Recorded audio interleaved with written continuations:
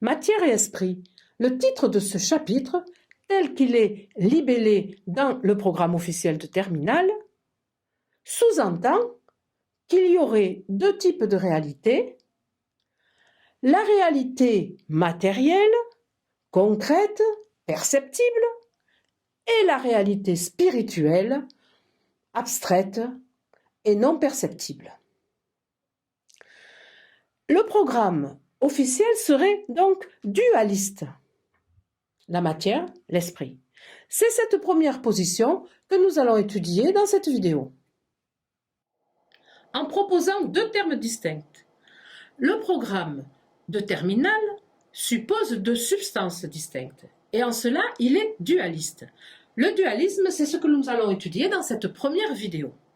Cependant, il ne va pas de soi. Les monistes, de leur côté, affirment qu'il n'existe qu'une seule substance. Soit ils sont spiritualistes, seul l'esprit existe, seconde vidéo, soit ils sont matérialistes, seule la matière existe, troisième vidéo. Le matérialisme s'est peut-être trouvé récemment conforté par les découvertes des neurosciences.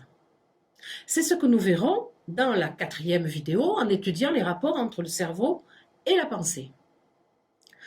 Nous nous trouvons donc face à deux solutions possibles. Le monisme, une seule substance, le dualisme, deux substances. Eh bien, encore une fois peut-être, la solution, on va la trouver chez Spinoza, que nous étudierons dans la toute dernière vidéo. La matière, c'est ce en quoi les choses sont faites. Elle est perceptible, mesurable, observable. L'esprit, lorsqu'on parle d'esprit, on parle de quelque chose d'immatériel, de non mesurable, quelque chose qui est de l'ordre de la pensée, des idées.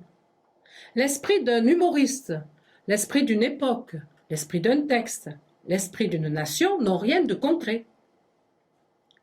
Certains pensent par ailleurs qu'il existe un esprit avec un grand E, dont l'esprit humain ne serait qu'un avatar. Le mot esprit vient du latin spiritus. Dieu souffle dans les narines d'Adam pour lui insuffler la vie. À cause de ce souffle, l'homme participe de l'esprit divin. Dieu, lui, n'est qu'esprit. Le reste de la nature est matière, corps, et l'homme est la seule créature, le seul être qui possède à la fois les deux substances, esprit et corps.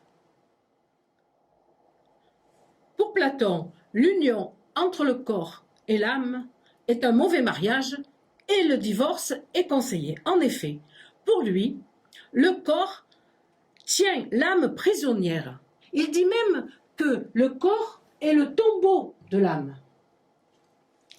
En effet, dans ce texte en référence, il nous explique que les appétits du corps, les besoins du corps, les peurs, les faims, la guerre même, la guerre vient pour lui de quelque chose lié à notre corps, notamment le besoin de richesse.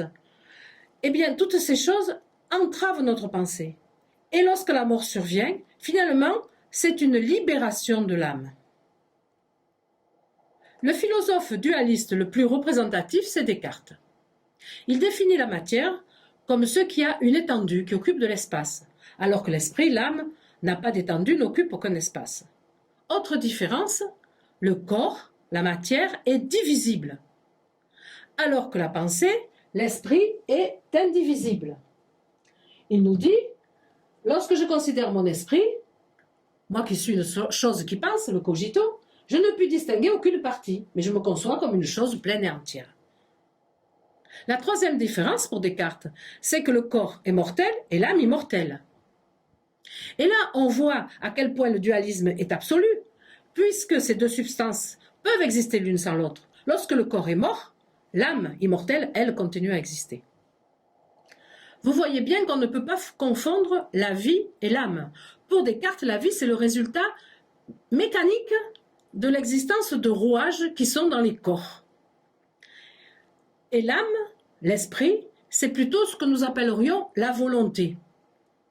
Donc s'il y a en l'homme une âme, une volonté, qui décide de ce qu'il faut faire, de où il faut aller, et par ailleurs un corps vivant qui peut aller ou faire quelque chose, comment l'un communique-t-il avec l'autre?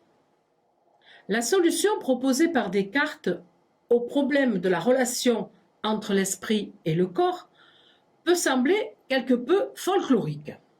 Il nous dit que nous avons dans notre cerveau une glande. Il la nomme la glande pinéale et elle correspond plus ou moins à ce que nous nommons l'épiphyse. Cette glande pinéale va transmettre ses ordres au corps, à tous les membres du corps, grâce à de tout petits éléments véhiculés par la circulation sanguine et qu'il nomme les esprits animaux.